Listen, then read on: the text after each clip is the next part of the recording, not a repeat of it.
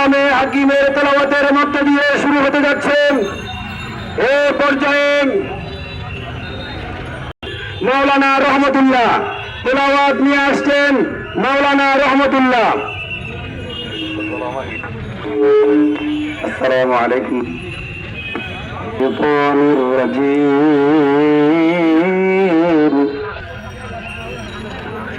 بسم الله الرحمن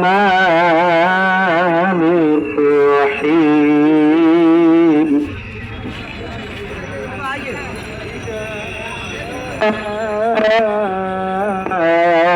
نصر الله والفتح ورأيت الناس يدخلون في دين الله أفواجا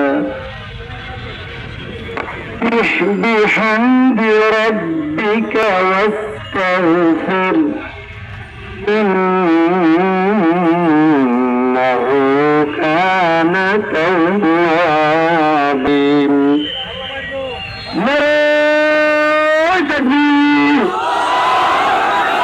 মুসলিমকারীদের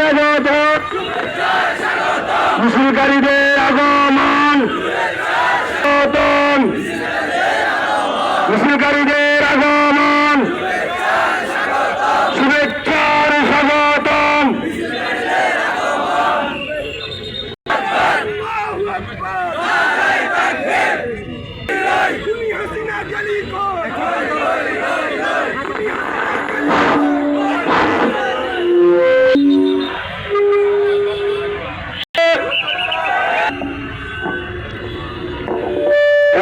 ইসলাম ফেনী জেলা সড়ক কর্তৃক আয়োজিত আজকের সংহতি সমাবেশে এ পর্যায়ে আপনাদের সম্মুখে বক্তব্য পেশ করছেন হেফাজত নেতা বিশিষ্ট আলেমের দিন জনাব মুফতি